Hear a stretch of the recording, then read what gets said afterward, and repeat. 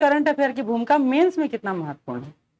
Directly और indirectly 400 plus number का current affair का जुड़ा हुआ है।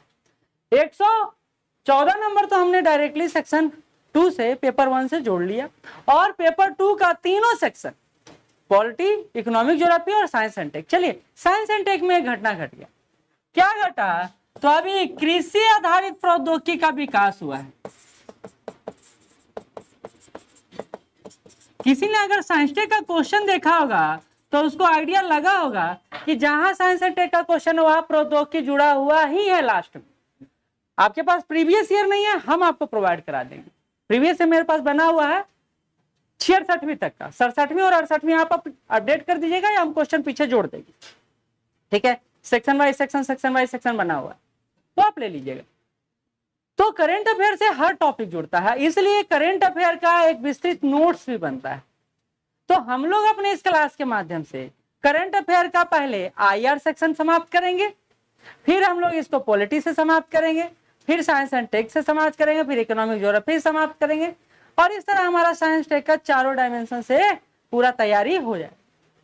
इसी में आप देखिए इकोनॉमी सर्वे पढ़ना है, आपको पढ़ना है। पिछले बार क्वेश्चन देखे नहीं देखे तो इकोनॉमिक ज्योग्राफी से क्वेश्चन दिया हुआ है, इकोनॉमिक सर्वे से क्वेश्चन पूरा दिया हुआ है। अगर नहीं देखे हैं तो जाके एक बार मिला लीजिए। पिछले बार क्लास में इकोनॉमिक सर्वे पढ़ा रहे थे, कुछ लोग होंगे तो पता होगा, और वहीं से हमारा क्वेश्चन आया था। बाकी क्लास में स्टैटिक जितना पोर्शन पढ़ा था उससे एक को क्वेश्चन नहीं आया। क्लियर बात है आपके सामने। तो इस बार हम लोग भारत और बिहार दोनों का इकोनॉमिक सर्वे समाप्त करें। गति शक्ति पढ़ लें या प्रधानमंत्री का जितना योजना है सारा आपका इकोनॉमिक सर्वे से ही आया हुआ था, उठा हुआ, डायरेक्ट वहीं से उठाया हुआ।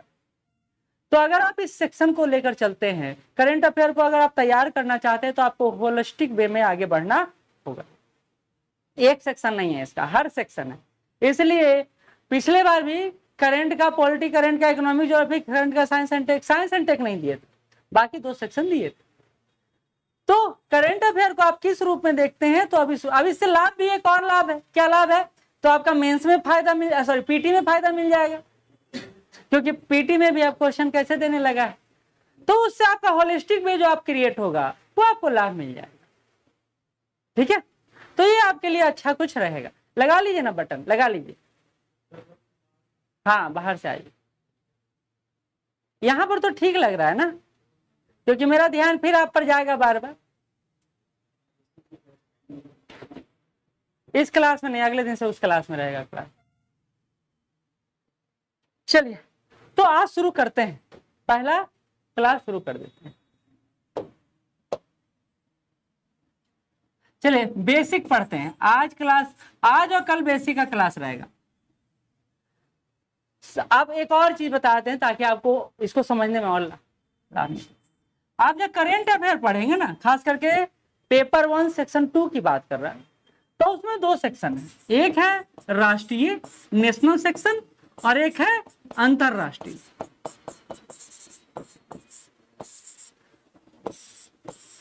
और इसमें एक और सेक्शन जुड़ गया है, ऐसे इसमें भी जोड़ सकते थे लेकिन अब अलग से जोड़ देते हैं, बिहार।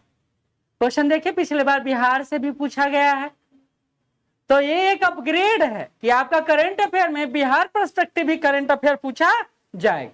पहले नहीं पूछा जा रहा था, 67 तक नहीं पूछा गया है, ये डायरेक्टली पूछा है 68 वीपीएससी में। अब मैं जितना भी बात कर रहा हूं वो तब वैलिड होगा जब आप क्वेश्चन देखिएगा। नहीं क्वेश्चन देखिएगा तो आपके लिए 0 है, और क्वेश्चन देखिएगा तो आपको आइडिया लगेगा कि हाँ इस अप्रोच से क्वेश्चन आ रहा है, पूछ रहा है, तभी तो आपको लाभ होगा, नहीं तो कोई लाभ नहीं है। तो 68 में बिहार से क्वेश्चन पूछा और बिहार पर्सपेक्टिव हमारे लिए महत्वपूर्ण हो गया। अब तो बिहार वहां से नहीं, पेपर 2 का हर सेक्शन बिहार पर्सपेक्टिव हो गया। पॉलिटी हो गया, इकोनॉमिक ज्योग्राफी और साइंस सब बिहार पर्सपेक्टिव हो गया। तो अब आप करंट अफेयर को कैसे देखते हैं ये मुझे नहीं पता, लेकिन अब आपको होलिस्टिक वे में देखना पड़ेगा, खास करके मेंस के लिए। चलिए आगे बढ़ते हैं। राष्ट्रीय से अभी तक जो पूछ रहा था वो ये कि यहां से 1 या 2 प्रश्न आ रहे थे। और यहां से 5 प्रश्नों में बात कर रहा हूं मैं, पहले 5 ही प्रश्न आते थे ना, तो पहले से अभी तुलना करो। पहले 3 से 4 प्रश्न अंतरराष्ट्रीय यानी IR सेक्शन से पूछे जाते। ये अप्रोच में थोड़ा डिफरेंशिएट किया, क्यों किया? क्योंकि आपका चौथा नंबर क्वेश्चन जो है अब है शॉर्ट क्वेश्चन। आपने नहीं पढ़ा है, यानी अच्छा से क्वेश्चन पेपर नहीं देखा है, नहीं ना देखे हैं क्वेश्चन पेपर, देखिए अच्छा से नहीं, बिल्कुल एकदम अंत तक डटे रहना कि सर कुछ नहीं देखेंगे, ऑटोमेटिक पास करेंगे। वो होता है ना बन बुन के एकदम तैयार 3D वाला घर, 3D घर बना के हम आपको देंगे सर, जिसमें कुछ मटेरियल का जरूरत नहीं है, ऑटोमेटिक बन के निकल जाएगा। अब फिर आप तो है ही है सर, यूट्यूब पर जाके खूब आलोचना करेंगे, ये नहीं हुआ वो नहीं हुआ। पहले तो बेसिक तैयारी आपके अपने स्तर पर शुरू होना चाहिए। कोई टीचर दुनिया का हम बताते जा रहे हैं, आपके दिमाग में जाते जा रहे हैं, हाँ ठीक है बता रहे होंगे, ये पढ़ा लिखल तो है ही है, बतावे करेंगे, यही सोच के साथ आप हमको पढ़ते रहिए। जब तक आप अपना नहीं बनाइएगा, हम कितनों पढ़ा लेंगे, कोई काम नहीं आएगा। आपका अपना एक तैयारी होना चाहिए, और वो तैयारी में पहला है सिलेबस देखना, दूसरा है प्रीवियस ईयर क्वेश्चन देखना। ये आपके जिम्मे, ये मेरे जिम्मे नहीं, क्योंकि हमको तो पता है, आपको पता नहीं। तो ये अभी तक आ रहा था, अब शॉर्ट क्वेश्चन आ रहा है, तो 5 शॉर्ट क्वेश्चन आ रहा है, ABCDE। अब एक अच्छा चीज कि अब हमको क्लास सिर्फ लॉन्ग क्वेश्चन का नहीं लेना है, उससे ज्यादा टेंशन शॉर्ट क्वेश्चन का है। और शॉर्ट क्वेश्चन भी ऐसा है जो लॉन्ग क्वेश्चन के बराबर है, ये लॉन्ग क्वेश्चन के बराबर है। या तो बीपीएससी को क्वेश्चन देने नहीं आया है, एकदम ओपनली बात करो, या तो बीपीएससी को क्वेश्चन देने नहीं आया है, या बीपीएससी ने जानबूझकर आपका टेस्ट लिया है 68 में, क्योंकि जो क्वेश्चन दिया गया है वो प्रीवियस ईयर में लॉन्ग क्वेश्चन में पूछा गया है। ये बात चैलेंज के साथ कर रहा हूं, आप जाके एक बार देख लीजिएगा, वही क्वेश्चन पीछे लॉन्ग क्वेश्चन में पूछा गया। अब क्या है कि शॉर्ट क्वेश्चन के साथ एक इशू है कि 8 या 10 नंबर का आपका पूछा जाता है, और 8 से 10 नंबर के पूछने के लिए आपको 80 शब्द से 100 शब्द तक लिखना होता है। अब ये मेन चीज आ गया है कि अब ये इतना कम शब्द में हम कैसे डिफाइन कर सकते हैं किसी क्वेश्चन को। तो ये काम पहले भी होता आ रहा है, यूपीएससी में 120 वर्ड में लिखते हैं लोग। आप देखे होंगे क्वेश्चन, आप उनका कॉपी देखे वो 2 पेज देता है, हमको 2 पेज देता है। तो इसी के लिए हमको फ्लो चार्ट या वेन डायग्राम इन सब का प्रयोग करने आना चाहिए, या ट्री, जिसमें कि हाँ कीवर्ड्स का प्रयोग ज्यादा महत्वपूर्ण हो जाता है।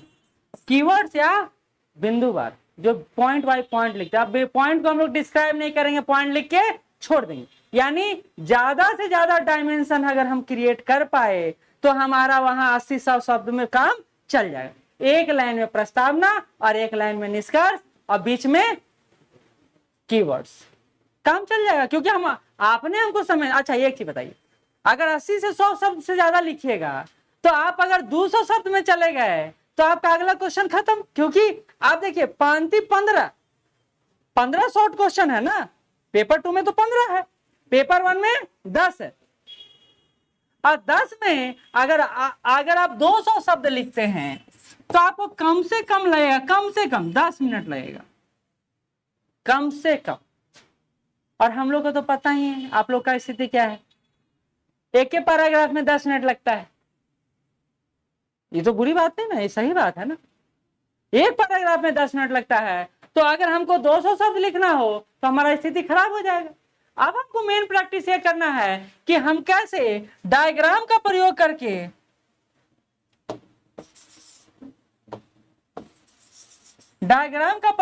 शॉर्ट क्वेश्चन को लिखना शुरू करें, और कम से कम शब्द, और कम से कम शब्द में कोई कैसे लिखता है और कैसे बोलता है, इसका एक परिणति आपको बताता हूँ। इंटरव्यू चल रहा है, आज ही एक बच्ची आई, उनका नॉलेज बहुत अच्छा, नॉलेज में कोई इशू नहीं था। मैंने उनसे, पैनल ने उनसे पूछा कि आप बिहार में 2 समस्याओं के बारे में बताइए। तो कृषि की समस्या और गरीबी बेरोजगारी पर बोली, और सिर्फ यहाँ नहीं रुकी बल्कि उन्होंने point 1, point 2, point 3, point 4, point 5 मैंने पूरा गिना दी। उनके पास नॉलेज है, उनको उस क्वेश्चन का आंसर पता है। इसका यह मतलब नहीं है कि आप व्याख्या करने पर उतर जाइए जहां व्याख्या की जरूरत नहीं। आपके साथ भी यही प्रॉब्लम है। आपको पता चल गया गरीबी पढ़ा हुआ टॉपिक है, बेरोजगारी पढ़ा हुआ टॉपिक है, समस्या पढ़ा हुआ टॉपिक है, और आया और आपने लिखना शुरू कर दिया, वहां आपका सेकंड क्वेश्चन मर जाता है क्योंकि आप उसको लिख नहीं पाएंगे। तो ये समस्या 68 वालों के साथ पहले आ चुका है। 69 और 70 जो देने वाले उनके लिए एक अच्छा चीज है कि प्रैक्टिस का उनको वक्त मिल रहा है। ये वक्त ही तो महत्वपूर्ण है, नहीं तो दुनिया में हर क्वेश्चन सॉल्व हो जाए। अगर अनंत समय मिले तो हर प्रश्न सॉल्व नहीं हो जाएगा, एकदम हो जाएगा।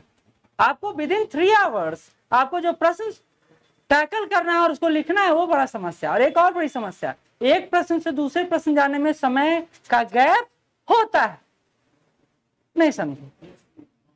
एक प्रश्न से दूसरे प्रश्न जाइए, देखिए मेंटली आपको वहां तक पहुंचने में समय लगेगा, तो सब कुछ आपको करना है।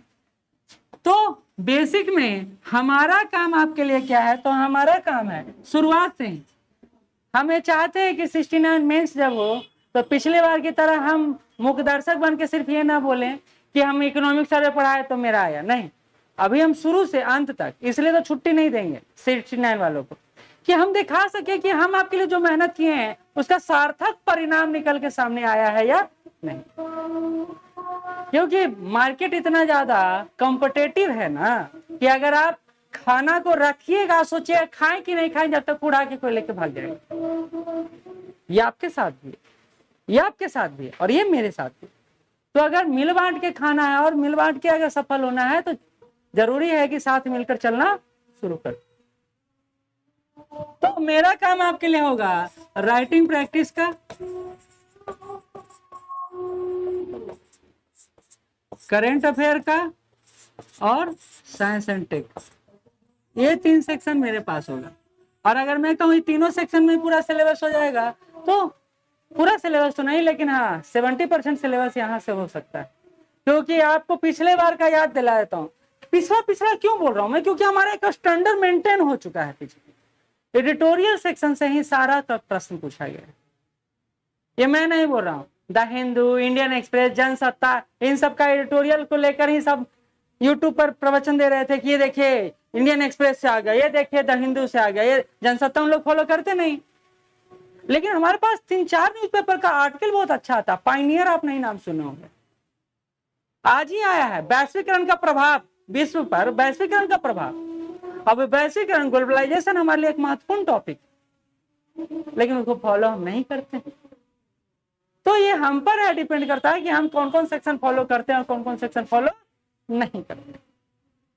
खैर, तो अब आते हैं बेसिक क्लास पर। इतना एक बेसिक अंडरस्टैंडिंग था जो बताना जरूरी था, नहीं तो आप इंपॉर्टेंस नहीं समझ पाएंगे किसी चीज का। और जब तक इंसान का या फिर विषय वस्तु का या सब्जेक्ट का इंपॉर्टेंस नहीं समझाया जाता है तब तक उस पर आपका फोकस नहीं रहता है। तो करेंट अफेयर आपका सबसे इंपॉर्टेंट सेक्शन है पूरे पेपर और पेपर 2 दोनों में। यानी जीएस पेपर में सिर्फ करेंट अफेयर का भूमिका काफी ज्यादा है, लेकिन उसके लिए पढ़ना बड़ा मुश्किल है। आप इकोनॉमिक सर्वे पढ़िएगा, आप इकोनॉमिक सर्वे इंडिया बिहार का चलिए जबरदस्ती पीटी में पढ़ तो लिए, लेकिन मेंस के लिहाज से तो इंडियन इकोनॉमिक सर्वे पढ़ना होगा। अब वो आपके लिए एक बड़ा इशू होगा। और एक बात है, कंसेप्ट क्लियर अगर शुरू से होते चला गया इकोनॉमिक सर्वे पर तो अगला बदलते चला जाएगा, लेकिन कंसेप्ट तो सेम रहेगा।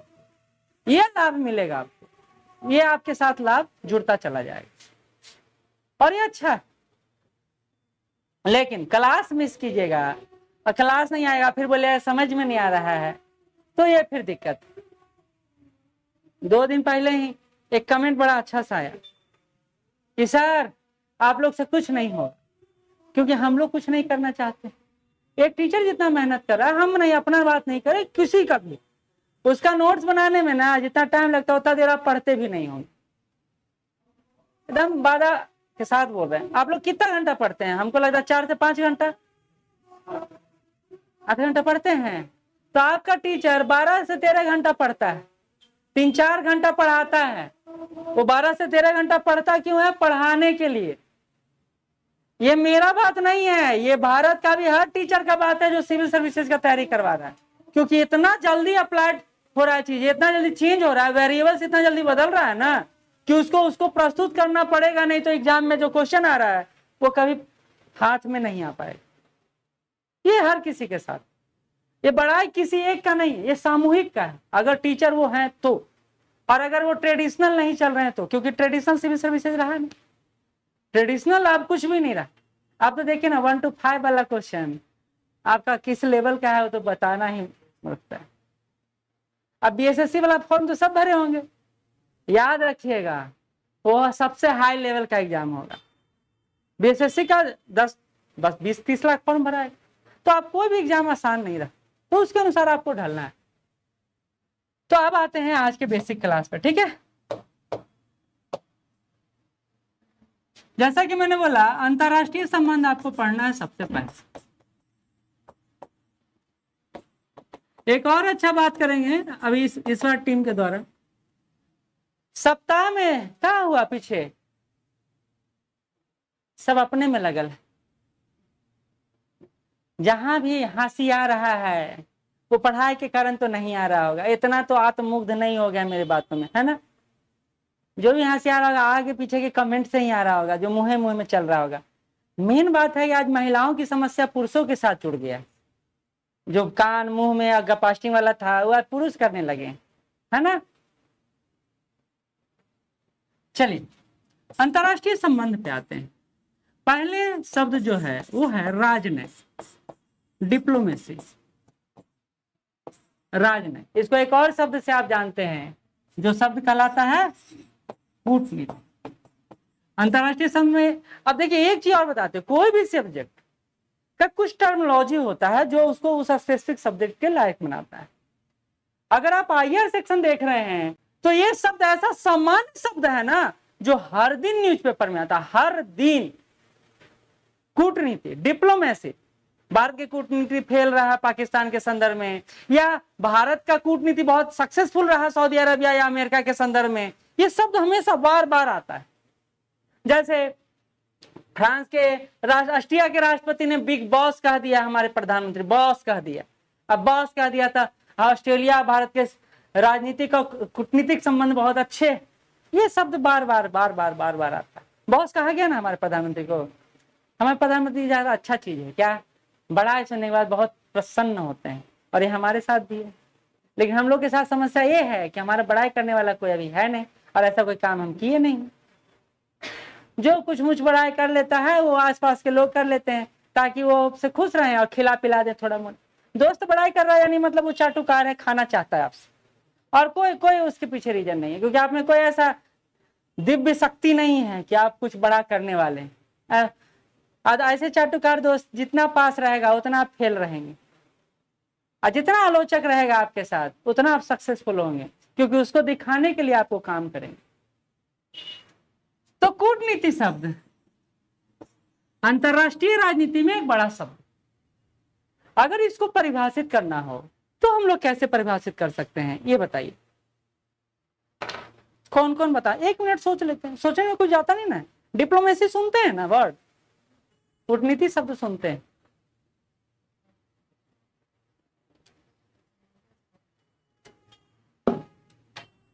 मुंह में मत बोलिए, बोलिए ना। आपने बोला समन्वय स्थापित करना, कोऑर्डिनेशन, है ना। और कोई लिखिए मत, सब दे देंगे, सारा चीज दे देंगे आपके पास। दुनिया का हर चीज है, बस एक ही बात नहीं है, वो है कंसेप्ट। पीडीएफ तो सरिया के रखे हुए हैं ना सारा।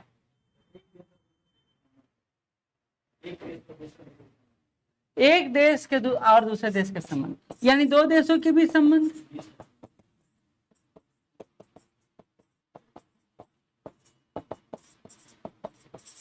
और कोई, चलिए संबंध को साझेदारी में बदल देते हैं। खुश, ठीक। और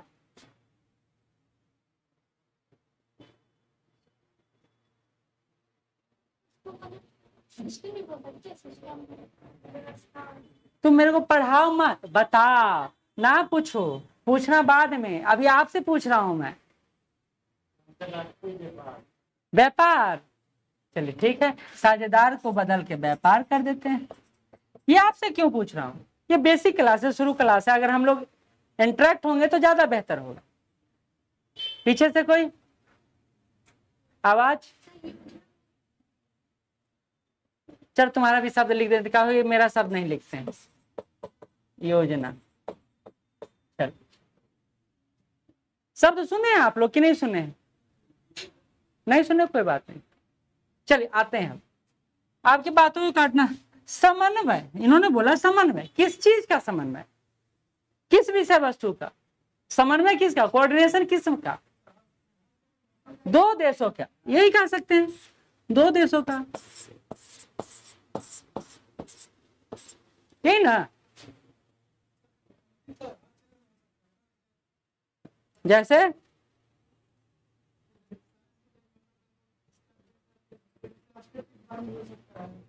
चलिए अब आते हैं, समझा देते हैं। ठीक है, हो गया हम लोग, आपका जो अंतरात्मा में आवाज था यहाँ पर प्रकट हो गया। अब आगे बढ़ते हैं। देखिए आईआर और कूटनीति में अंतर है, इंटरनेशनल रिलेशन और कूटनीति में डिफरेंस। अंतरराष्ट्रीय संबंध क्या होता है? दो देशों के बीच संबंध होता है। आप जितना भी बात बोल रहे हैं वो दो देशों के बीच संबंध।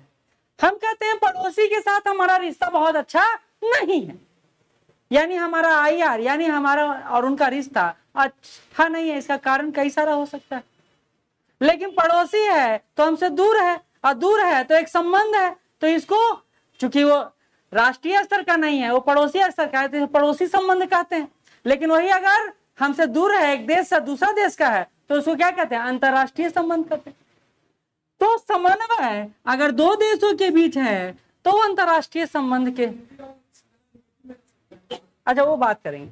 अब करें दो देशों के बीच संबंध, तो इसको अंतरराष्ट्रीय संबंध कहेंगे। एक से अधिक देशों के बीच संबंध अंतरराष्ट्रीय संबंध, एक या दो देशों के बीच साझेदारी, ये भी अंतरराष्ट्रीय ही होगा, और व्यापार भी अंतरराष्ट्रीय ही होगा। क्योंकि कूटनीति शब्द का प्रयोग अंतरराष्ट्रीय स्तर पर होता है, इसका मतलब ही होता है, इसको थोड़ा सा मिटा दें,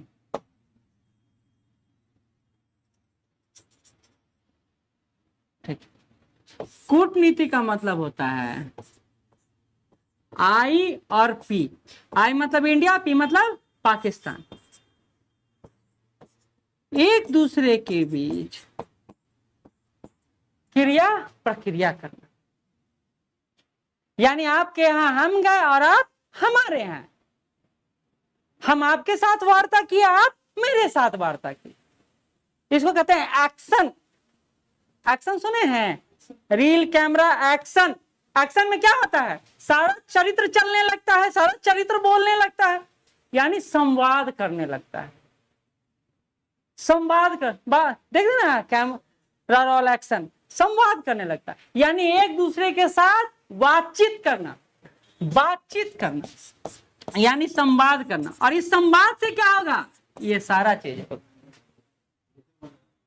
इस संवाद से क्या होगा? तो साझेदारी भी होगा, व्यापार भी होगा और समन्वय भी होगा। दो देशों के बीच वैसी क्रिया या वैसा संबंध जिससे संबंधों में क्रियाशीलता आती है या संबंध प्रगाढ़ बनते हैं, तो उसको कूटनीति कहा जाता है, उसको कूटनीति कहा जाता है। तो जो क्रिया करते हैं वो मूलतः कूटनीति। अब ये क्रिया कैसे करते हैं? तो देखिए, ये संवाद कैसे करते हैं? तो हम लोग संवाद करते हैं राष्ट्र के अध्यक्ष के रूप में। हमारे मोदी जी पहुंच गया फ्रांस, हमारे मोदी जी पहुंच गए, तो फ्रांस ऐसे ही पहुंच जाएंगे, उड़ेंगे पहुंच जाएंगे? नहीं, इसके पहले एक पूरा वार्ता होता है, प्रतिनिधि मंडल का आदान प्रदान होता है, प्रतिनिधियों के स्तर पर यह बातचीत होता है कि अगर हमारे और आपके देश के संबंध को सुधारना है तो किन किन विषय वस्तु पर या किन किन बिंदुओं पर काम करना हो। तो हमने आपको मेमोरेंडम बना लिया कि भैया 5 बिंदु है जो आप हमको दोगे तो हम भी आपको कुछ लाभ देंगे। अब ये मेमोरेंडम को कौन व्यक्ति है जो मान्यता देगा? यानी समझ को मेमोरेंडम ऑफ अंडरस्टैंडिंग कहलाता है, एमओयू कहलाता है, नाम सुने ना, एमओयू, मेमोरेंडम ऑफ अंडरस्टैंडिंग। अब इसको कौन मान्यता देगा? तो इसको मान्यता कौन देते हैं? राष्ट्र अध्यक्ष। जब मोदी जी जाते हैं तो वहां साइन करके उनका फाइल उनको और उनका फाइल उनको। ये देखते हैं, होता है ना। तो ये कूटनीतिक होता है। अब देखिए एक बात हुआ, जैसे यूक्रेन संकट हुआ, यूक्रेन संकट, रशिया यूक्रेन संकट सुने या नहीं सुने? भारतीय फंस गए, भारतीय फंस गए। अब मोदी जी और पूरा कैबिनेट परेशान कि कैसे भारतीयों को छुड़ा कर लाया जाए। मोदी जी के पास गया कि रशिया के साथ तो हमारे कूटनीतिक रिश्ते बहुत अच्छे हैं, यानी हमारे संबंध बहुत अच्छे हैं, लेकिन वो मानेंगे नहीं, इतना बड़ा बात है, युद्ध की स्थिति है और हमसे मान नहीं रहे हैं। डोभाल जी जाके बोले, अजीत डोभाल नाम सुने हैं? हाँ, जाके बोले कि देखिए ना, मान नहीं रहे हैं और युद्ध की स्थिति में हम अपने शरणार्थियों को कैसे लाएंगे, हम अपने नागरिकों को कैसे लाएंगे। तो मोदी जी बोले ठीक है, अब तुम लोग प्रेशर कर रहे हो तो हम ही बात करते हैं। वो कॉल किए पुतिन जी को कि भैया देखिए हमारे लोग कुछ फंसे हुए हैं और यहाँ प्रेशर बहुत ज्यादा बन रहा है, इलेक्शन भी आने वाला है, अगर आप सपोर्ट नहीं कीजिएगा तो हम भी ये बहुत हथियार खरीदते हैं, 80% के आसपास हथियार हम रशिया से खरीदते हैं, जो आप नहीं सहयोग कीजिएगा तो हम भी सहयोग नहीं करेंगे। पुतिन जी बोले कि अरे भाई इतना छोटा बात के लिए क्या टेंशन लेना, आपका हमारा संबंध इस युद्ध से काफी ज्यादा बड़ा है, हमने भी आपको सपोर्ट किया है अतीत में और आप भी हमको सपोर्ट कर रहे हैं वर्तमान में, तो हम भी आपको सपोर्ट करेंगे। उन्होंने एक दिन के लिए 4 घंटे के लिए युद्ध विराम कर दिया। 4 घंटा के युद्ध विराम मतलब उतना देर में यूक्रेन तो हमारा सहयोगी रहा ही है, यूक्रेन तो सहयोगी रहा, इससे दोनों को मौका भी मिल गया कुछ समय का रहने के लिए, चलो उतना तैयारी कर लेंगे उतना देर में, जब तक भारतीयों को निकाल कर हम लोग ले आए। अब वाह पूरा मीडिया में चलने लगा, मोदी मोदी मोदी मोदी, हुआ कि नहीं हुआ? तो ये क्यों संभव? अच्छा, यही काम जब हमारा एक एरोप्लेन हाईजैक हुआ था और तालिबान जाके बैठा हुआ था प्लेन, तो ये काम हम नहीं कर पाए, यानी ये कूटनीति का प्रयोग हम तालिबान के साथ नहीं कर पाए। याद है 1990 के दशक में प्लेन हाईजैक हुआ था? नहीं याद? अच्छा, जन्मे नहीं। एक बच्चा से पूछ दिया गया ऐसे ही, अभी कॉमेडी खूब चलता है, बता भारत कब आजाद हुआ था? तो बोलता मैं यार हम नहीं पढ़ना लिए थे, तो वह स्थिति से नहीं काम चलेगा, उससे काम नहीं चलेगा। तो पैदा लिए चाहे नहीं लिए, केस स्टडी आपके पास होना चाहिए। केस स्टडी बहुत महत्वपूर्ण है। हर बात को बोलने के लिए आपके पास एक जैसे एग्जाम्पल सेट होना चाहिए। तो कारगिल जब विमान हाईजैक हुआ तो ये कंधार जाके उतारा गया, ये तालिबानी एरिया में उतारा गया, तालिबान के साथ हमारे संबंध अच्छे थे नहीं, कूटनीतिक रिश्ते नहीं थे, कांग्रेस की सरकार थी, बोला कि बोलिए ना कि वो प्लेन छोड़ दे, नहीं छोड़ेगा, क्या छोड़ेगा, पाकिस्तान का प्रभाव ज्यादा है, संबंध हमारे अच्छे नहीं है। तालिबान बोला आज भी तक हमको सपोर्ट नहीं कर रहे थे, हम आपकी बात मानेंगे नहीं मानेंगे। तो फिर बैक चैनल से जाकर उस प्लेन को छुड़ाने का प्रयास, बैक चैनल मतलब क्या होता है भाई, अमेरिका के पास गया, देखिए ना आपका कोई है, पाकिस्तान को बोलिए ना, क्योंकि पाकिस्तान को खूब फेवर कर रहा था अमेरिका उस समय। अमेरिका बोला अच्छा अभी आपको याद आया है, अच्छा ठीक है हम काम कर देंगे, लेकिन मेरा वो काम हो जाना चाहिए। बोला हो जाएगा। तो वहां से बैक चैनल से वहां गए, पाकिस्तान गया, पाकिस्तान तालिबान गया, तालिबान फिर वार्ता किया, पाकिस्तान से पाकिस्तान वार्ता किया, यूएसए से यूएसए वार्ता किया भारत से। यानी कूटनीतिक रिश्ते अच्छे हैं तो हम डायरेक्टली बात कर सकते हैं, हमारा कम्युनिकेशन उस देश के साथ अच्छा हो सकता है। अगर कूटनीतिक रिश्ते खराब हैं तो हमारा कम्युनिकेशन नहीं हो सकता है। कूटनीति का महत्व अंतरराष्ट्रीय राजनीति में बहुत व्यापक है, तो इसलिए इस शब्द का प्रयोग इंटरनेशनल रिलेशन यानी अंतरराष्ट्रीय संबंध में डे बाय डे होता है। बात समझ गए? अब देखिए कूटनीतिक रिश्ते किसी देश के साथ अच्छे होंगे और किसी देश के साथ बुरे होंगे। ये हो सकता है पड़ोसी के साथ, हम गांव जाते हैं, एक बार गांव गए, अब तो दादी नहीं है मेरी, जैसे ही घर में पैर रखे वैसे ही बोले बेटे बैठो, एकदम पूरा बउआ बुआ करके बोले सुनो, बोले क्या, तब फलानवा फलानवा फलानवा ही तुमको बात नहीं करना है और उसके यहाँ ABC यहाँ बात करना है। हम बोले ये कैसे भाई, अभी तक तो हम सबसे बात कर रहे हैं। बोले उनके साथ हमारा संबंध खराब हो गया और अब संबंध खराब हो गया तो मेरा खराब हुआ तो तुम्हारा भी खराब हुआ, और उनके साथ मेरा संबंध अच्छा है तो तुम्हारा भी अच्छा है। तो यानी अंतरराष्ट्रीय राजनीति में, कूटनीति में किसी देश के साथ अच्छे रिश्ते हो सकते हैं और किसी के साथ बुरे हो सकते हैं। तो ये प्लस, ये सकारात्मक और नकारात्मक दोनों हो सकते हैं। ये बात समझ में आया? ये बात समझ में आया कि नहीं? जैसे एग्जाम्पल दे देते हैं ना, भारत और पाकिस्तान, हमारे रिश्ते हमेशा नेगेटिव में रहता। भाई पाकिस्तान के साथ हमारा व्यापार बहुत अच्छा चल रहा था, 2 बम फोड़ दिया आके, क्योंकि पाकिस्तान में अगर इलेक्शन रहता है तो वो भारत पर बम फोड़ता है, अब भारत में इलेक्शन रहता है तो पाकिस्तान पर बम फोड़ते हैं, क्योंकि हम दोनों का पॉलिटिक्स ही हम दोनों के बम से चल रहा है। नहीं तो पिछले बार हमारे प्रधानमंत्री जी इलेक्शन के टाइम में बहुत दिक्कत का सामना आया, सर्जिकल स्ट्राइक नहीं हुआ होता होता। अब अगला सर्जिकल स्ट्राइक किस पर होगा वो तो देखते हैं, लेकिन उसके पहले फिलिस्तीन और इजराइल लड़ गया है, अब अंतरराष्ट्रीय राजनीति उधर मुड़ा हुआ है, तो वो संकट है। और 2024 में इलेक्शन भी, तो बम, तो ये रिश्ते हमेशा ना, लेकिन भारत और रशिया के साथ रिश्ते हमेशा सकारात्मक रहे, उसका उदाहरण भी दिए हम आपको। ये विकट स्थिति में कितने बार वीटो का प्रयोग भारत के खिलाफ प्रस्ताव आया संयुक्त राष्ट्र सुरक्षा परिषद में, और वीटो का प्रयोग रशिया ने हमारे लिए किया है, और इसी दोस्ती को हम आज भी मिसाल देते हैं। तो ये कूटनीतिक रिश्ते जो होते हैं सकारात्मक और नकारात्मक दोनों हो सकते हैं। इसी में एक और शब्द आता है ट्रस्ट डेफिसिट, इसको मिटाए।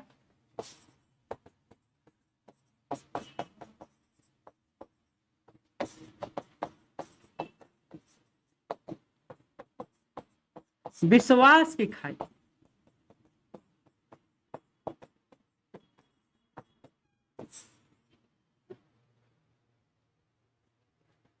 थक गए ना, कोई बात नहीं, पहला दिन थकान होगा, दूसरा दिन थकान होगा, तीसरा दिन आदत पड़ जाएगा कि इनको झेलना ही है, तो कितना थके। शरीर भी हमारा बड़ा है, हम एक बार बोल देना थक गए छोड़ दें तो दिमाग तुरंत आ जाएगा आपके मुंह पर कि बोलो ना हाँ, बोलो ना हाँ, ये दिमाग बड़ा खेलता है। ट्रस्ट डेफिसिट, अच्छा डेफिसिट क्या होता है, खाई क्या होता है ये बताइए। इंग्लिश वाले भी कोई है इसमें, इंग्लिश नहीं बोलेंगे तब भी चलेगा, तब भी बोल देते हैं। ट्रस्ट डेफिसिट, खाई क्या होता है? बिल्कुल सही। और अरे भाई इतना आराम आराम वाला बात नहीं बताओगे, बताओ। एनर्जी नहीं, धोखेबाजी, जिंदगी में वही मिला है आपको, है ना, धोखेबाजी। हाँ ठीक है, वो भी शब्द सही है, लेकिन वो आपका पर्सनल वर्ड है, ये अंतरराष्ट्रीय स्तर की खाई मतलब, विश्वास की खाई मतलब होता है कि आप उनकी नीतियों पर विश्वास नहीं करते, आप उनकी नीतियों पर विश्वास नहीं करते, आप उन्हें कहे गए बातों पर विश्वास नहीं करते। जैसे पाकिस्तान ने बोल दिया कि भाई जाइए आज से गोला बारूद बंद, तो क्या भारत मान लेगा, सैनिक हटा लेगा? यही हालत हमने करगिल में किया था, यही बात हमने करगिल में किया था, क्योंकि उतनी ऊंचाई पर रहने में खर्च दोनों देशों को लगता है, तो ठंडे के दिन में हम दोनों अपनी सेना को वापस बुला लेंगे। पाकिस्तान ने बोला ठीक है किया, बुला लिया, अब तुम चढ़ जा। तब मात्र 10 से 12 आतंकवादी ऊपर पहुंच के बैठ गए और पूरा भारत को दहला दी कि हमारा अब क्षेत्र। अब गर्मी में हम गए एकदम जिट जाट से, चलो अब चलते हैं, कारगिल पे जाने लगे, देखो ऊपर से बम बरस रहा है, ये कैसे हो गया? ये तो समझौता हुआ था कि आप भी ऊपर नहीं जाएंगे और हम भी नहीं जाएंगे। तो ये विश्वास की खाई का मतलब है कि एक देश दूसरे देश की नीतियों पर विश्वास नहीं करता है, एक देश दूसरे देश की पॉलिसी को नहीं मानता है, विश्वास की खाई। हाँ, जैसे भारत और पाकिस्तान, इजराइल और फिलिस्तीन, यूक्रेन और, ये बात समझ गए? चलिए अगला टर्मिनोलॉजी पर आते हैं। इसी को साधने के लिए हम लोग जिस नीति का पालन करते हैं उसको कहते हैं track diplomacy. Track diplomacy, track मतलब क्या होता है? रास्ता। ट्रैक मतलब होता है रास्ता।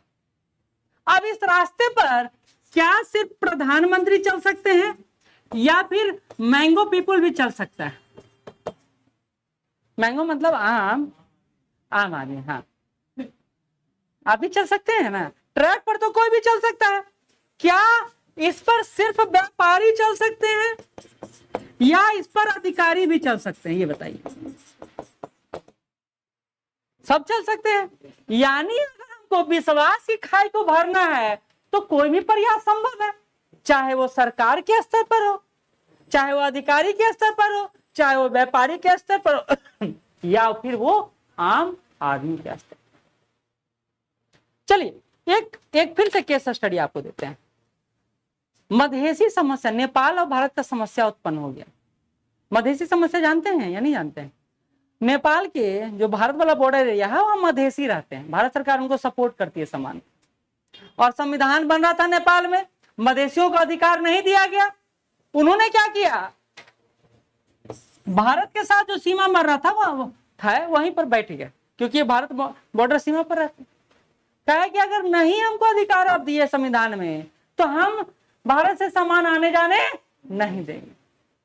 और नेपाल को खिलाता कौन है? भारत। चलाता कौन है? भारत। चलाता मतलब पेट्रोल कौन देता है? भारत। अब इतना रईस तो हम है नहीं कि हेलीकॉप्टर से एकदम लैंड करवाएंगे सारा सामान, इतना संभव नहीं है। अब क्या हो गया कि यहां बैठ गए मधेसी, अब इनको झुकना पड़ा, इनको भी इनका भी बात सुनना पड़ा। भारत सरकार ने भी इनका सपोर्ट किया। तभी नेपाल के सरकार को लगा कि भारत से काम चलने वाला नहीं, तो चाइना के साथ उन्होंने रिलेशन बढ़ाना शुरू किया और वहां से रेलवे ट्रैक बिछाया गया। चाइना ने सहयोग किया कि भाई भारत को घेरने का और स्ट्रिंग ऑफ पर्ल्स की नीति का अनुपालन करने का सबसे अच्छा समय यही है। अब ये क्या है क्या नहीं वो डे बाय डे में बताते। तो अब दोनों के रिश्ते को साधना है, भारत नेपाल के रिश्ते कैसे सधेगा?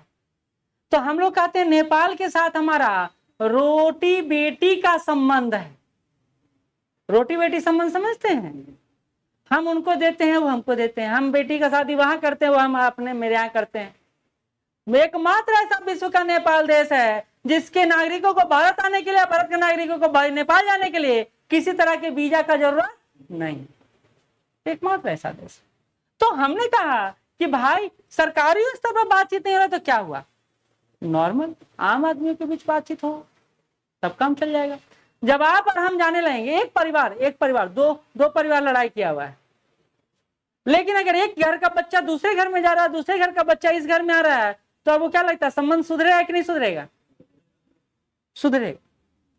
चाहे इस कारण से ही क्यों ना सुधरे कि बहुरानी गाय या दो तलाक लगाएगा, पहुंच जाएगा वहां खेलेगा, बेटा तुम भी चले जाओ। अब इससे क्या हुआ, कम्युनिकेट हुआ। संवाद दुनिया का एकमात्र साधन है जिससे किसी भी समस्या का समाधान संभव है। संवाद, कम्युनिकेशन।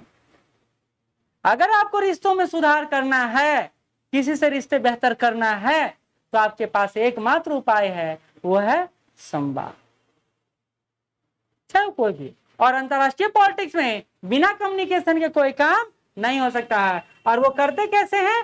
ट्रैक डिप्लोमेसी से। ट्रैक डिप्लोमेसी से। अब ट्रैक 1 होता है, अब इसमें बारी बारी से आते हैं, ठीक?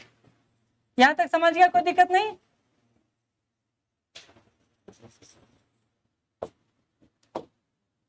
अब आते हैं इसमें T1 डिप्लोमेसी जिसको बोला जाता है, T1।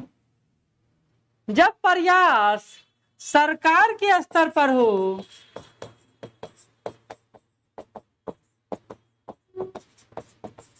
तो उसको क्या कहते हैं? Track 1 diplomacy.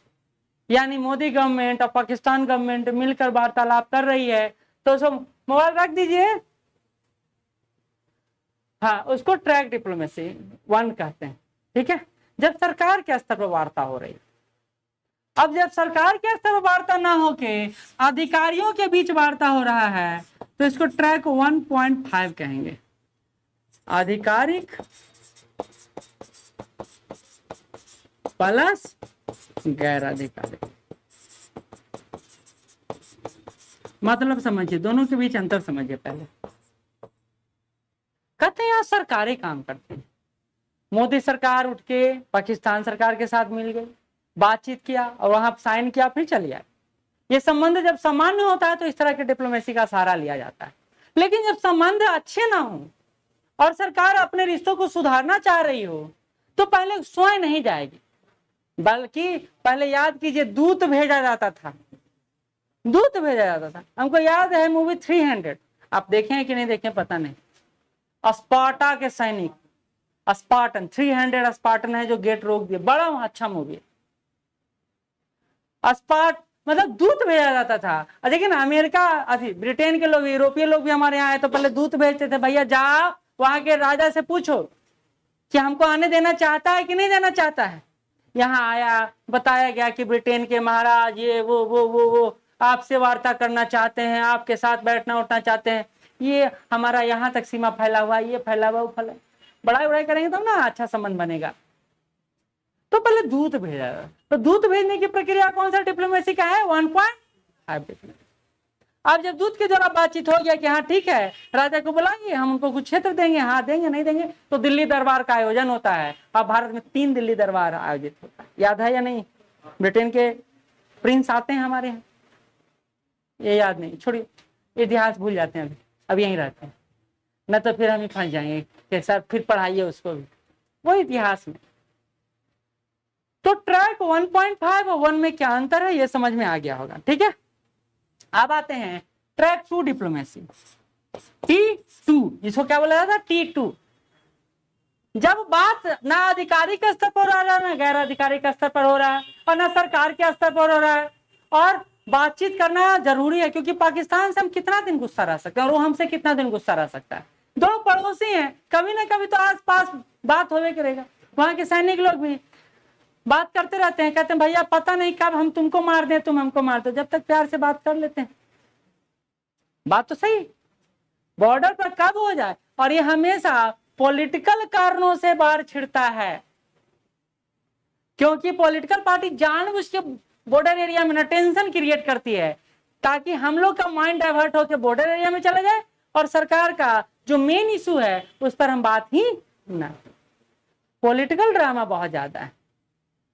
कनाडा में बोला भी गया था कि हम अगर सारे पॉलिटिकल पार्टी को एक गाड़ी में भार करके और अगर हम ऊपर जलप्रपात से गिरा भी दें तब भी कनाडा में कोई खास प्रभाव नहीं पड़े। लेकिन हमारे यहाँ तो सब कुर्सी पकड़ू मंत्री है, वो तो कुर्सी लेके ही जाएंगे। भाई मुखिया तक का व्यक्ति अपना इलेक्शन नहीं देना चाहता है किसी को, और न्यूजीलैंड की प्रधानमंत्री बोलती हैं कि अब हमारे पास देश को देने लायक कुछ नहीं है, इसलिए हम प्रधानमंत्री का पद त्याग करना चाहते हैं। यह हिम्मत पता नहीं कहाँ हो। सुने या नहीं सुने? नहीं, अच्छा बात नहीं सुनते हैं सर। हाँ सुने हैं ना। चलिए, तो ट्रैक 2 डिप्लोमेसी जो होता है वो नागरिकों के बीच होता है वार्ता।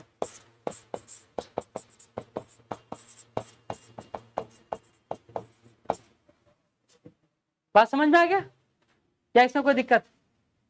जब नागरिक हम आपके पास गए और आप हमारे पास आए, बातचीत चल रहा है, सरकारों को भी पता चला कि जब नागरिकों को कोई समस्या नहीं है तो हमको क्या समस्या है। भाई तुम खुश हो तो हम खुश है। परिवार में क्या बोला जाता है? अगर आप लोग खुश हैं और आप लोग चाहते हैं रिश्ता अच्छा रहे तो हम भी चाहते हैं अच्छा रिश्ता रहे। तो कुछ मतभेदों को भुला दिया जाता है। इसे देखिएगा, शादी विवाह में ना बहुत सारे झगड़े सुलझ जाते हैं या उलझ जाते हैं, क्योंकि आता है। ऐसे ही नहीं कहा जाता है गांव में जो पूजा पाठ होता है, पूजा पाठ जो होता है वो सामाजिक संगठन के लिए होता है, क्योंकि पूजा पाठ में सारे लोग आते हैं। अब वहां कड़वा कड़वा बात तो नहीं बोल सकते हैं,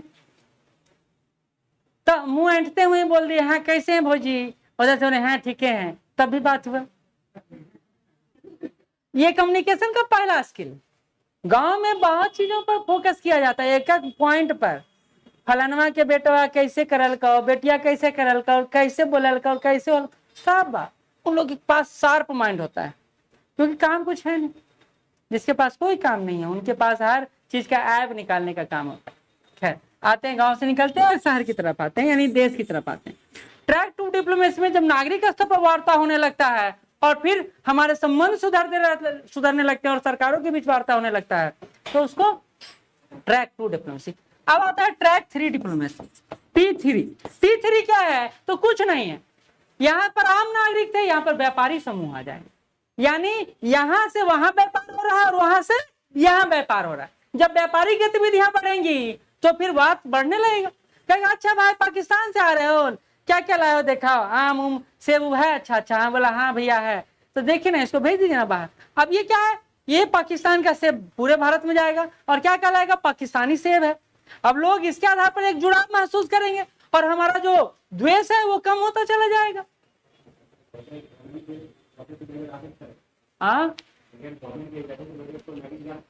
नहीं जा सकता है, लेकिन गवर्नमेंट चाहती है, लेकिन डायरेक्ट नहीं चाहती है, तभी तो ये काम हो रहा है ना।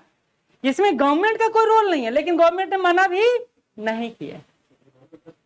सपोर्ट, हाँ, बिना सपोर्ट कैसे होगा काम? ये कोई भी काम बिना गवर्नमेंट के सपोर्ट के नहीं होगा। कोई भी सरकारें झगड़ा नहीं चाहती है। यूएसए नंबर 1 कंट्री क्यों है, कभी सोचे? क्योंकि उसका पड़ोसी सबसे शांति प्रिय देश कनाडा। कभी लड़ाई नहीं है, कोई युद्ध लड़ लो, प्रथम विश्व युद्ध लड़ लो, द्वितीय विश्व युद्ध लड़ लो, भाई तुम लोग लड़ते रहो, तुम लोग का काम है लड़ना, हमको तो बैठे रहने दो। कनाडा ने कभी पार्टिसिपेट नहीं किया है। हाँ, सपोर्ट किया है कि भाई आप जा रहे लड़े, ठीक है, हमरो रखिएगा पीछे, अगर जरूरत पड़े तो बोलिएगा। यूएसए उसका बड़का भैया, वो बस सपोर्ट करते हैं। तो और देखिए, जो देश का पड़ोसी सपोर्टिव होगा वो देश खुद भी ग्रो करे। अमेरिका ने ग्रो किया क्योंकि उसको बॉर्डर इशू नहीं है, उसको कॉन्फ्लिक्ट का टेंशन नहीं है, उसको पैसे का इशू नहीं है, तो उसको इस टेंशन ही नहीं है कि हमको पड़ोसियों के साथ रिलेशन भी बहाल करना है, वो बम आके फोड़ेगा, हमको जाके फोड़ना, ये टेंशन नहीं। मैक्सिको के साथ समस्या था क्योंकि वहां मादक पदार्थ बहुत ज्यादा मिलता है मैक्सिको में। हमने बॉर्डर लाइन खींच दिया, हमने बॉर्डर बना दिया, दीवार बना दिया भाई मैक्सिको और यूएसए सीमा पर। ये सारा काम हम कर। अब ये हो गया। एक और डिप्लोमेसी है, और वो शब्द आप सुने होंगे, उसको कहते हैं स्पोर्ट्स डिप्लोमेसी। सुने या नहीं सुने? सुने। अभी वर्ल्ड कप, हाँ हाँ हाँ, उसको क्रिकेट डिप्लोमेसी कहते हैं। क्वेश्चन भी आया था बीपीएससी। ये स्पोर्ट डिप्लोमेसी सबसे फेयर है, सबसे फेयर डिप्लोमेसी है, जिसमें ज्यादा कुछ टेंशन नहीं है। भारत पाकिस्तान, अभी 2-3 गो मंत्री बोल रहे थे भाई भारत पाकिस्तान का मैच चला, उसको रद्द करवा दीजिए। भाई उनको तो पता है नहीं, उनको तो खाली पॉलिटिक्स करना है, धर्म जाति के नाम पर। भारत में पॉलिटिकल पार्टी में 90% नेता ऐसे हैं जिनको कोई दिमाग नहीं है। वो बस मार धाड़, ये वो, उनको WW इवेंट करवा दिया जाए तो हमारे देश में एकदम सर्वोत्तम इवेंट रहेगा। क्यों नहीं है? क्योंकि उनको जनप्रतिनिधि तो है, लेकिन सिर्फ जनता के प्रतिनिधि हैं, और ऐसे जनता के जो उनको विशेष वोट देता है। और वो विशेष वोट हो सकता है नोट के पीछे भी छुपा हो या दारू के पीछे भी छुपा हो। पता ना, जब बिहार में दारू नहीं है तब थोड़ा सा समस्या है, नहीं तो हर राज्य में 1 बोतल वोट का, वो हनी सिंह वाला गाना आता है। तमिलनाडु में तो खुलेआम भी देते हैं, होता है। तो ये तो स्पोर्ट्स डिप्लोमेसी भी उसमें से एक। इतना डिप्लोमेसी का सहारा हम क्यों लेते हैं? संबंध को सुधारने के लिए। तो ये हो गया, विश्वास की खाई को हम लोग फुलफिल कर दिए। आप देखिए आगे बढ़े, कितना बज गया है अभी? है बहुत टाइम। चलिए, अगर थक गए हैं तो 2 मिनट, ऐसे भी तो हंसाते चल ही रहे। अगला है राष्ट्रीय हितों की सुरक्षा। अच्छा, कोई भी कूटनीति, फिर से आते हैं सब डिप्लोमेसी। कोई भी कूटनीति क्यों होता है? चलिए एक बात बता, क्यों होता है? सोचते थोड़ा एक दूसरे से बेहतर होने की। और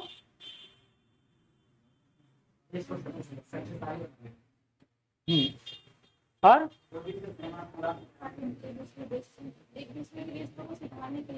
सुधारने के लिए, अच्छा, संबंध सुधारने के लिए, ठीक, समान आदान प्रदान करने के लिए। और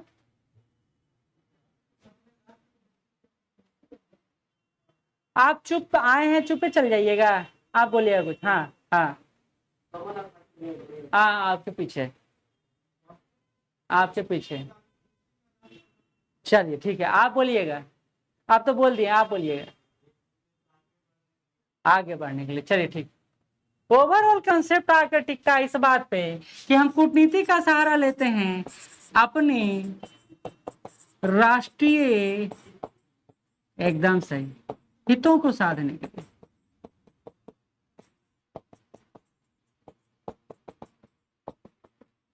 यानी अपना उल्लू सीधा करने के लिए, अपना उल्लू सीधा करने के लिए, मेरा काम बन जाए, मेरा काम बन जाए।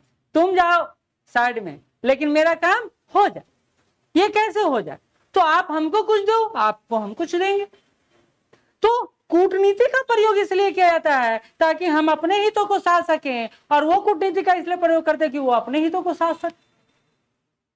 तो हाल ही के दिनों में एक बात देखे होंगे कि पहले पाकिस्तान और यूएसए एकदम भाई भाई थे। जैसे हिंदी चीनी भाई भाई का नारा हम लोग 1954 में दिए थे, याद है? पंचशील समझौता, या थोड़ा थोड़ा ये शब्द आते आते रहेगा आपके आंख कान में। पाकिस्तान और यूएसए में बहुत अच्छा संबंध था, लेकिन हाल ही के दिनों में ये संबंध इंडिया और यूएसए के साथ दिख रहा है। ये परिवर्तन क्यों? ये परिवर्तन क्यों? ये इसलिए क्योंकि जब पाकिस्तान का जब पोजीशन, भौगोलिक स्थिति आप देखिएगा ना, तो ये वो है जो साउथ एशिया से जोड़ने का काम करता है। पोजीशन बहुत अच्छा है, ग्लोबल पोजीशन जो है। आपको याद है सिल्क रूट? सिल्क रूट कैसे आता था? हमेशा लड़ाई किसके लिए होता था? यहां पर होता था। ये रूट जिसके हाथ में रहता था, पूरा पश्चिम एशिया के साथ उसका संबंध बहुत अच्छा। मुगलों ने भी इस रूट को पैक रखा ताकि उधर से कोई ना आ सके। हर कोई लड़ाई करने तो वहीं से आता था, क्योंकि सी रूट तो था नहीं उतना मजबूत। जो रूट था वो स्थल रूट ही था, और पश्चिम एशिया से कोई भी देश को आना हो तो यहां से गुजरना पड़ता था। और ये एरिया भी किसके पास है? पाकिस्तान के पास। भारत को भी पश्चिम एशिया में जाना है तो उसको पाकिस्तान होते जाना पड़ेगा, नहीं तो फिर समुद्र से जाना पड़ेगा, खर्चा ज्यादा लगेगा। ऐसे रास्ता मिल जाएगा तो आराम से चले जाएंगे। और यहीं से अमेरिका पूरे पश्चिम एशिया को साधने में लगा हुआ था, साउथ एशिया को साधने में लगा हुआ, तो पाकिस्तान उसके लिए महत्वपूर्ण था। लेकिन धीरे धीरे धीरे धीरे सारा विकास होता चला गया। अब क्या है, इंटरनेशनल पॉलिटिक्स में और पावर पॉलिटिक्स में पाकिस्तान अब छोटा प्यादा बन गया, और यहाँ चाइना का भी वार हो जाता है, चाइना भी सपोर्ट करने लगता है पाकिस्तान को। और चाइना को रोकने का कोई शक्ति चाहिए था अमेरिका को, क्योंकि चाइना एक वर्ल्ड पावर बन चुका है, और वर्ल्ड पावर को वर्ल्ड पावर ही हरा सकता है, प्यादा प्यादा तो नहीं हरा सकता है। तो एशिया में दो बड़ी शक्तियां उभरने लगी। वो दो बड़ी शक्तियां कौन कौन है? चाइना और इंडिया। बाहर आदमी का कोई कमी नहीं, जितना चाहो झुंड में झुंड ले सकते। हमारे यहाँ दो तीन चीज का कमी नहीं, व्यक्ति का तो कोई कमी नहीं। हाँ, जितना इजराइल में लोग मारे गए हैं इस युद्ध के कारण, उतना तो हम फ्री में बांट के मार देते हैं, नहीं मार देते हैं। बाहर गुस्सा आया, चाकू मार दिए, जा तुम जा, उससे हमें कोई प्रभाव नहीं पड़ता है, उतना फ्री दान करते रहते हैं हम। तो ये सारा कूटनीतिक रिश्ते आपसी हितों को साधने के लिए किया जाता है। यानी एक देश अपने हितों को साधने के लिए किसका सहारा लेता है? कूटनीति का सहारा लेता है। ठीक है। अब इसी में तीन तरह की पॉलिसी काम करती है। इसी कूटनीति में तीन तरह की पॉलिसी काम करती है राष्ट्रीय हितों को साधने के लिए।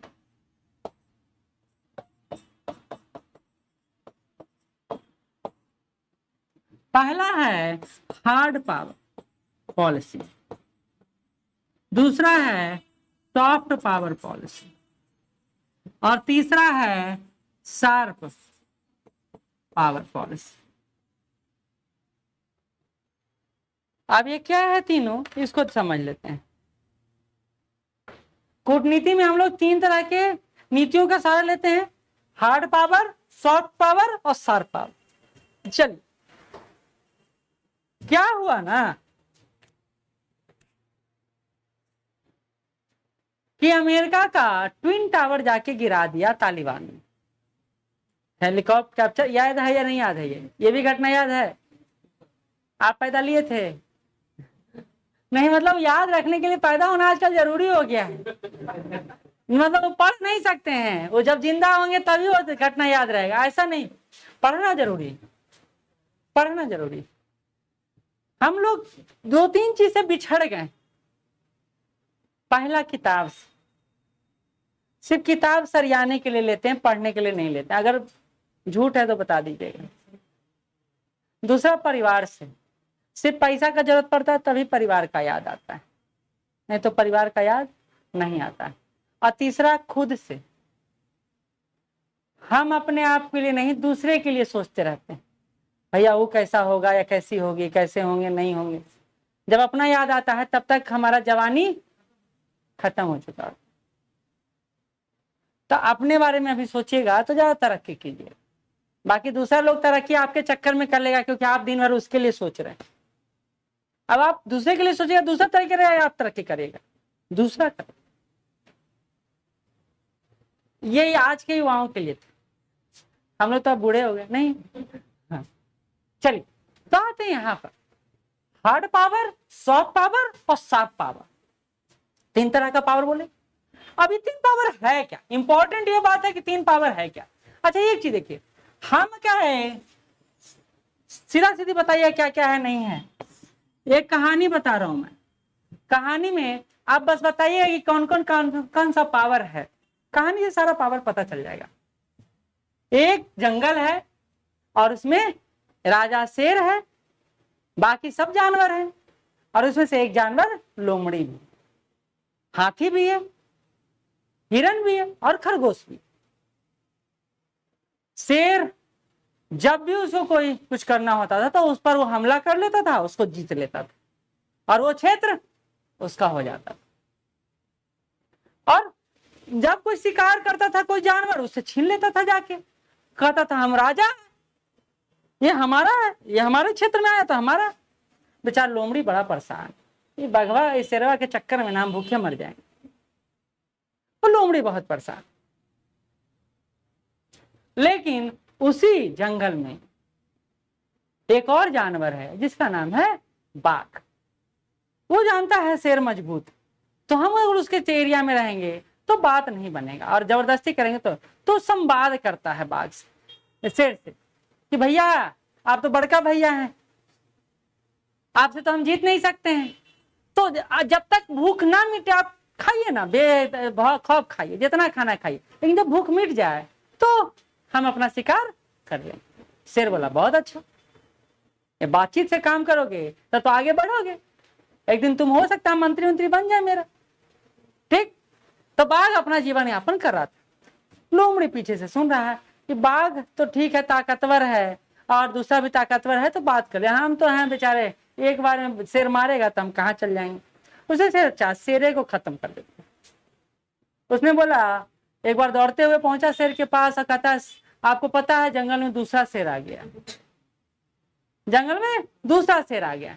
शेर को हो गया टेंशन कि हमारे रहते दूसरा शेर कैसे आएगा। बोलो देखा, तो गया उसको लेके, कहाँ लेके गया, कुआं के पास, और कुआं के पास लेके गया। अब बोला देखिए कितना भयंकर शेर है।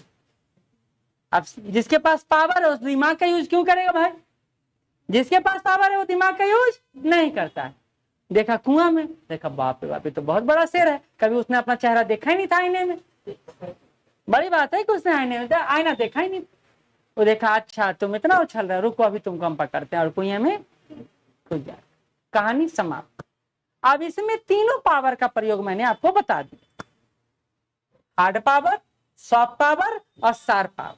शार्प पावर मतलब दिमाग का प्रयोग करेंगे, लोमड़ी। शार्प मतलब लोमड़ी। सॉफ्ट पावर मतलब बातचीत करके काम चला लेंगे, बात। और हार्ड पावर मतलब से। एक कहानी से 3 चीज शिक्षा मिली। यानी जो देश अपने राष्ट्रीय हितों को साधने के लिए युद्ध का सहारा लेता है वो कैसा कंट्री है, हार्ड पावर। बात समझ में आ गया। जो देश अपने राष्ट्रीय हितों को साधने के लिए संवाद का सहारा लेता है सॉफ्ट पावर कहते हैं। वैसा देश जो पहले गमना चाहता है कि नहीं भाई जो विश्व में चल रहा है उसमें हम अपनी भूमिका कितना क्या कर सकते हैं, किसी क्षेत्र को हड़पना हो तो पहले पॉलिसी क्या हो। तो हमने क्या किया कि लोमड़ी ने क्या किया, एगो तार बिछा देखा, ये एरिया मेरा, कल शेर आके झपट रहा है, तुम्हारा है लगाएंगे, तो बोला ठीक है भाई नहीं हो सकता है, लेकिन अगर तार बिछा दिया और शेर कुछ ज्यादा टेंशन नहीं रहा है, छोटा सा एरिया है, आप खा पिए, तो उतना एरिया करते करते एरिया बढ़ा लिया, उसको कहते हैं शार्प पावर, यानी बुद्धि से एरिया को कैप्चर कर लिया, और उसका नाम है चीन। चीन क्या करता है, 9 डैश लाइन खींच दिया साउथ चाइना सी में, कहा भैया ये सारा एरिया मेरा है, इतना बोल के बैठ गया। आप देख रहा है कौन देश क्या क्या बोलता है। अगर ज्यादा उत्तेजना आएगा, ज्यादा विरोध आएगा, तो हम कहेंगे नहीं भाई ठीक है आप ही लोग का बात। अगर ज्यादा उत्तेजना नहीं आया तो वो एरिया किसका हो जाएगा, हमने बोल दिया चाइना ने, अरुणाचल प्रदेश में कोई मंत्री नहीं जाएगा, वो एरिया मेरा है, वो सब मेरा कब्जा किया हुआ है, आप लोग कब्जा करके बैठे हैं, कोई नहीं जाएगा। अगर हम डर गए नहीं गए तो चाइना का वो एरिया हो जाएगा। लेकिन अगर भारतीय प्रधानमंत्री उधर गए तो मतलब अब ये एरिया हमको देने वाला नहीं है, हम चुपचाप बैठ गए, फिर बाद में बम फोड़ेंगे कि वो एरिया मेरा है। हम भी वही, चाइना वही कर रहा है अरुणाचल प्रदेश सिक्किम के साथ कि नहीं ये मेरे आ रहा है, मेरे आ रहा है, होता कुछ नहीं। मतलब चाइना विश्व को उलझाए हुए है बाउंड्री में और अपना उत्पादन करने में लगा। कितना चालाक, मैन्युफैक्चरिंग हब कंट्री बना हुआ है ना, पूरा production made in China, made in China में। अरे भाई एक समय था जब चाइना के अलावा कुछ मेड होता ही नहीं, अब तो मेड इन इंडिया कहीं कहीं दिखने लगा, मेक इन इंडिया। तो उसको शार्प पावर कहते हैं। तो चाइना शार्प पावर का उदाहरण है, भारत बेचारा सॉफ्ट पावर का उदाहरण है, और यूएसए हार्ड पावर का उदाहरण है, इजराइल हार्ड पावर का उदाहरण है, रसिया हार्ड पावर का उदाहरण है। बात को समझ में आया?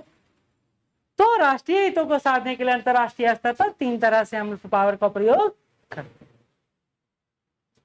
ठीक, रहने दें। यस, कितना एनर्जी खपा खपा के आप लोग को पढ़ाए, तब भी आप लोग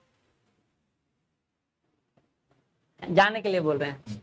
लेकिन ये जाने की प्रक्रिया ज्यादा दिन तक नहीं चलेगा, क्योंकि करना ही पड़ेगा क्लास। हो सकता है आज पहला दिन बैठने में दिक्कत, हाँ समझ, बहुत दिन से नहीं बैठे हैं ना, बहुत दिन से छूटा हुआ है, शरीर के अंदर से आवाज आ रहा है भैया इधर मुड़ जाओ उधर मुड़ जाओ। आज तक तो बेड पे बैठे पढ़े हो, 4 महीना हो गया। जो घर में बैठ के पढ़ने का आता है वो क्लास आना नहीं चाहता है। और एक बात और है, फेलुअर का सबसे बड़ा रीजन है ऑनलाइन स्टडी। अगर विश्वास नहीं है तो एक बार अपने पर बात करके देखिएगा।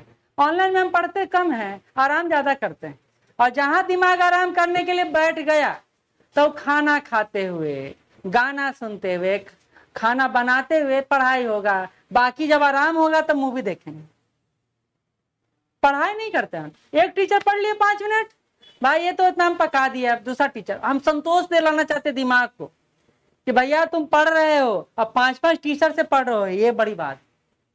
लेकिन रिजल्टेंट क्या होता है, 0। इसलिए वो तो दूर नहीं, जब बच्चों को पता चलेगा कि ऑनलाइन स्टडी का, हाँ कुछ बच्चे हैं जो जिद्दी, उसको फर्क नहीं पड़ता है कि आप क्या कर रहे हो दूसरा क्या कर रहा है, वो अपना स्टडी से मतलब है। और वो जिद्दी लोग 99.9% तो नहीं होते, 0.1% होते हैं। और वो आप हैं या नहीं है, आई डोंट। चलिए, अच्छा लगा आप लोग से बातचीत करके। कल हम लोग मेंस आंसर राइटिंग करने का, शॉर्ट आंसर राइटिंग और लॉन्ग आंसर राइटिंग करने का तरीका सीखेंगे। ठीक, ये 2 काम हो गया बेसिक काम। अब क्या है, आगे पढ़ाएंगे, क्वेश्चन देंगे अभी, तो आपका ये शिकायत नहीं रहेगा कि हमको आइडिया नहीं पता, क्योंकि लॉन्ग क्वेश्चन को लेकर बहुत सारा बात हुआ, शॉर्ट क्वेश्चन को लेकर बात नहीं हुआ। तो हम लोग शॉर्ट क्वेश्चन को लेकर चर्चा कर चलेंगे। लास्ट लिखना ही है ना, मुख्य उद्देश्य मेंस में क्या है, लिखना।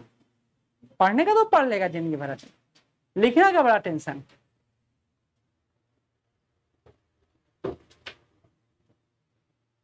कुछ समझ में नहीं आया तो पूछ लीजिए, जाने से पहले पूछ लेते हैं। कुछ भी पूछना सर, बस छोड़ दीजिए, इतना ही पूछना।